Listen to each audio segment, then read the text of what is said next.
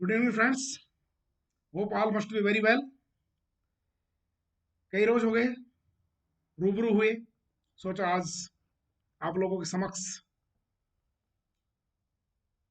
एक वीडियो प्रस्तुत कर दें। आप लोगों को काफी बेसब्री से इंतजार होगा। कई लोगों के फोन, मैसेज, मेल तक आ चुके हैं हमारे पास में, इसलिए हमने सोचा कि आप लोगों को ज्यादा निराश न किया जाए। हम दरअसल में हमारे एक व्यक्तिगत केस में जो हमारा सुप्रीम कोर्ट में चल रहा था, उसमें पिछले 4-5 महीने से लगे हुए थे। और देखिए मित्रों, कुल मिलाकर के कहते हैं ना, होनहार विद्वान के होत चीखने पात। और खुशी की बात है कि हम अभी 18 तारीख को हमारी जो स्पेशल लीव पिटिशन थी वो अलाउ हो गई, यानी उसमें हमको लीव ग्रांट सुप्रीम कोर्ट ने कर दी और हमने अपना केस पर्सनली इन पर्सन रह करके और आर्ग्यू किया। तो उसी सिलसिले में हम लगे हुए थे। आज उसको हमने फिर जो माननीय ट्रिब्यूनल है, उस ऑर्डर को वहां पर ले जाने के आदेश थे, तो आज हमने एक मिसलेनियस एप्लीकेशन लगा के उसको ट्रिब्यूनल में दे दिया है और ट्रिब्यूनल ने हमारी एमए को मिसलेनियस एप्लीकेशन को अलाउ कर दिया है। अब आगे की जो कार्रवाई होगी वो उसके ऊपर चलेगी। ये कोर्ट ऑफ कंटेम्प्ट पिटिशन था और इसमें रेलवे के जो आला अधिकारी थे वो इसमें पूरी तरह से फंसे हुए थे और फंसे हुए रहेंगे। इसलिए मित्रों, अन्याय के खिलाफ लड़ाई आपको अवश्य ही करनी चाहिए। यही हमारा जो है इस चैनल को खोलने का उद्देश्य है, चलाने का उद्देश्य है। कई लोग हमसे प्रश्न करते हैं कि क्या हर प्रकरण में वकील करना अनिवार्य है? नहीं, कोई वकील करना अनिवार्य नहीं है। सबसे जो बड़े वकील होते हो आपके केस के, अपने पर्सनल केस के, आप स्वयं ही होते हो।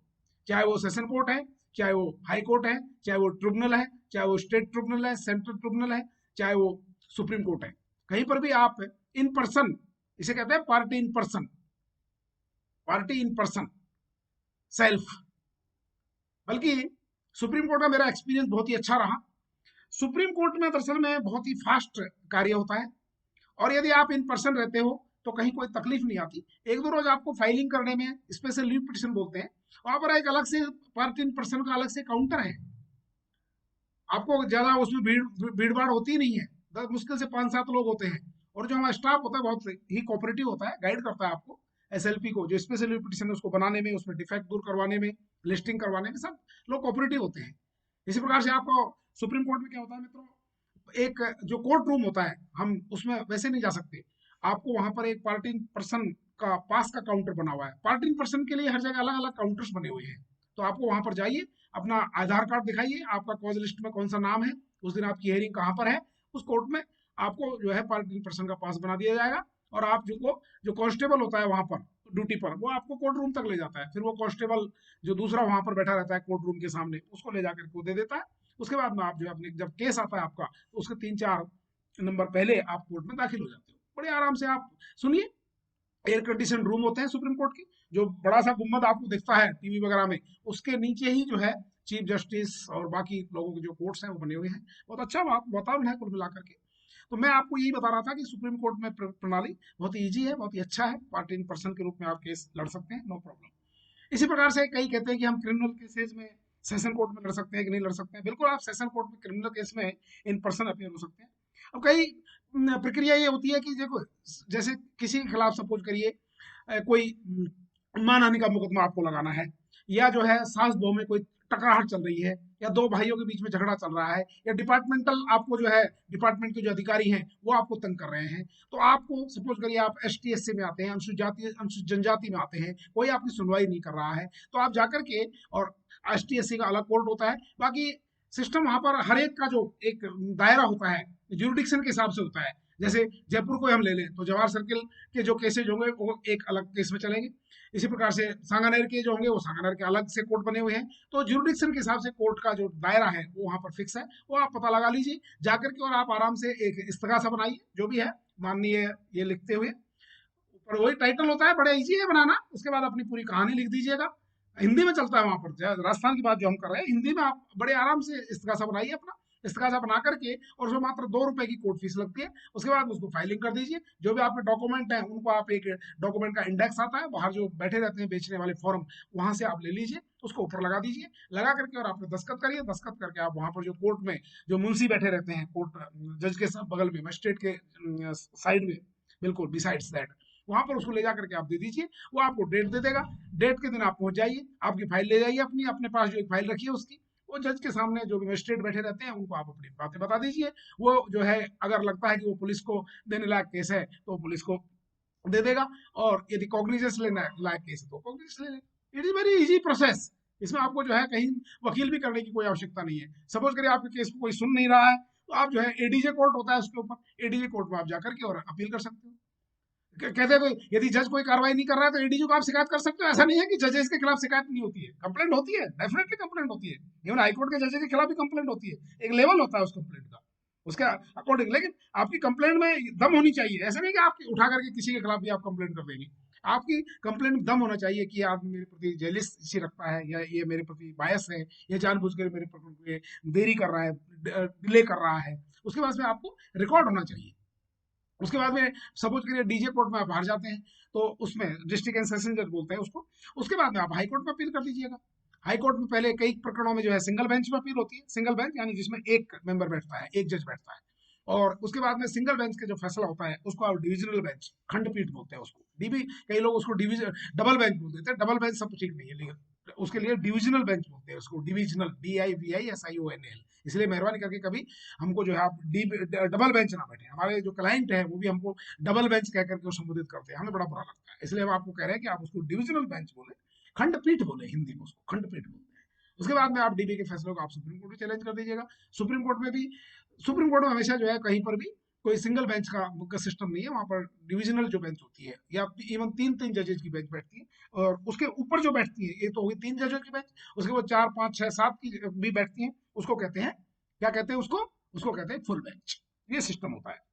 वहां पर सुप्रीम कोर्ट में जो फाइल होती है उसको SLP बोलते हैं, और जो हाई कोर्ट में अपन जो याचिका दायर करते हैं उसको रिट बोलते हैं, रिट, WRIT, क्लियर। और जो कैट में सर्विस मैटर्स के कैट हैं, जैसे सेंट्रल एडमिनिस्ट्रेटिव ट्रिब्यूनल है, वहां पर OA बोलते हैं उसको, ओरिजिनल एप्लीकेशन। और वो जो एप्लीकेशन के अंदर हम कोई डॉक्यूमेंट देना चाहते हैं सपोज करिए, तो उसको MA बोलते हैं, मिसलेनियस एप्लीकेशन, क्लियर। इसी प्रकार से यहाँ हाई कोर्ट में जब कोई एडिशनल डॉक्यूमेंट आप देना चाहते हो कुछ, तो उसको कहते हैं एडिशनल एफिडेविट। सुप्रीम कोर्ट में अगर हम जाते हैं तो वहां पर उसको IA बोलते हैं, interim application, IA। Supreme court में हर चीज की जो है फीस लगती है। IA फाइल करते हैं तो कम से कम जो है आपको 120 से लेकर के 140 रुपए फीस देनी पड़ती है। स्टार्टिंग में जो SLP होती है वो 2100 रुपए से शुरू होकर के 5000 तक की फीस होती है। सुप्रीम कोर्ट में काफी अच्छी फीस होती है, इसमें इसमें नो डाउट, क्योंकि सुप्रीम कोर्ट में आप किसी मुकदमे को ले जा रहे हो, इट मीन्स उसमें दम होनी चाहिए। यदि सुप्रीम कोर्ट ने सपोज करें किसी केस में नोटिस जारी कर दिया, इसका मतलब 90% आपका केस जो है वो वाकई में फेवरेबल है, इसमें इसमें दम होती है। सुप्रीम कोर्ट में जब केस एडमिट हो जाता है, इट मीन्स नीचे से आप 2-2 3-3 कोर्ट से उठ करके और वहां पर जा रहे हैं, कोई भी पार्टी, रेस्पोंडेंट हो चाहे वो पिटिशनर हो, वहां पर पिटिशनर बोलते हैं, और जो अपोजिट पार्टी होती है उसको रेस्पोंडेंट बोलते हैं। ये सिस्टम होता है। सुप्रीम कोर्ट में SLP बोलते हैं, स्पेशल लीव पिटिशन। सबसे पहले स्पेशल लीव पिटिशन यदि आपकी डिसमिस हो जाती है तो फिर वो SLP खारिज मानी जाती है। उसके बाद में आप जो है उसमें क्या लगा सकते हो, एक रिव्यू पिटिशन लगा सकते हो SLP के ऊपर, रिव्यू पिटिशन उसको कहते हैं। रिव्यू पिटिशन को लगाने का जो टाइम होता है वो 30 डेज का होता है। 30 डेज के भीतर भीतर डिले कंडोन, यदि उसके ऊपर चला जाता है कुछ दिन का डिले कंडोन भी हो जाता है। लेकिन जो नॉर्मली जो रिव्यू पिटिशन होती है वो सर्कुलेशन में डिसाइड होती है। आप कहेंगे सर्कुलेशन क्या है? सर्कुलेशन होता है कि जजेस जो उसमें पहले बैठते हैं उन्हीं के पास वो वही उसको डिसाइड करते हैं, तो उनके चैम्बर में ही वो आपस में पढ़ करके उसको डिसाइड करते हैं। ओपन हियरिंग नॉर्मली अलाउ नहीं होती है। अब है कि यदि रिव्यू पिटिशन भी आपकी खारिज हो जाती है तो क्या आपके पास में विकल्प बचता है? उसके बाद में मित्रों एक हुर्रा बनाम हुर्रा का केस आया था 2001 के आसपास। उसमें जो है क्यूरेटिव पिटिशन होती है, लास्ट ऑप्शन क्यूरेटिव पिटिशन का भी ऑप्शन है। क्यूरेटिव पिटिशन रिव्यू पिटिशन के बाद में सुप्रीम कोर्ट में लगाई जाती है, चाहे वो क्रिमिनल केस है तो, चाहे सिविल केस है तो, चाहे फांसी की सजा वाला केस है, क्यूरेटिव पिटिशन का आपके पास में एक ऑप्शन होता है। क्यूरेटिव पिटिशन जो होती है वो क्या होता है, उसमें नॉर्मली जो रिव्यू पिटिशन में जो SLP में जो मेंबर्स होते हैं जजेस, वो उसमें रहते हैं और रिव्यू में वाले भी रहते हैं। अगर कोई रिटायर हो गया है तो उसकी जगह जो रिटायर नहीं हुआ है वो रहता है, और यदि दोनों ही रिटायर हो गए तो फिर उसमें चीफ जस्टिस जो है स्पेशल बेंच बना करके उसमें रहता है। लेकिन क्यूरेटिव जो पिटिशन होती है उसमें 5 जजेज की बेंच आपके मैटर को देखती है। 5 जजेज में चीफ जस्टिस की बेंच उसको हेड करती है, और बाकी जो 4 जजेज होते हैं उसमें 1 या 2 जजेज जो है वही होते हैं जो कि रिव्यू में या आपकी SLP में रहे हुए होते हैं, अगर वो है तो, यदि जीवित हैं या फिर वो वर्किंग में है तो। अदरवाइज तो उसकी जगह उनकी जगह दूसरे जो नॉमिनेटेड जजेज होते हैं वो आ जाते हैं। लेकिन क्यूरेटिव पिटिशन जो है 5 जजेज की बेंच के द्वारा डिसाइड की जाती है। इसमें कई बार नोटिस भी जारी हो जाते हैं, कई बार ओपन हियरिंग भी होती है, और नॉर्मली तो ये सब चीजें जो है वो सर्कुलेशन के जरिए ही वहां पर डिसाइड कर दी जाती है। लेकिन क्यूरेटिव पिटिशन जो होती है वो 5 जजेज की bench, that will be headed by the chief justice. तो चीफ जस्टिस उसका फैसला करते हैं 5 जजेज की बेंच के साथ मिलकर के। तो ये सिस्टम है। आप कहेंगे क्यूरेटिव पिटिशन में भी हम हार जाते हैं, तो क्या होता है? क्यूरेटिव पिटिशन में यदि आप हार जाते हैं, सपोज करिए, और सुप्रीम कोर्ट ने मेरिट्स के ऊपर आपके केस को नहीं सुना है, तो उसके लिए विकल्प है। उसके लिए क्या विकल्प है? यदि एसएलपी भी आपकी बिना मेरिट पे ही खारिज कर दी है, रिव्यू पिटिशन भी बिना मेरिट की खारिज करी है, यानी उसके मेरिट्स को देखा ही नहीं गया है, और क्यूरेटिव पिटिशन भी आपकी बिना मेरिट की खारिज कर दी गई है, तो जो मूल ऑर्डर आपका हाई कोर्ट, नेचुरली हम हाई कोर्ट के ऑर्डर के खिलाफ ही सुप्रीम कोर्ट में जाते हैं, तो मूल जो हाई कोर्ट का ऑर्डर है उसमें आप एक रिव्यू पिटिशन लगा सकते हैं। ये विकल्प है, ऐसे कई जजमेंट्स है हमारे पास। क्लियर?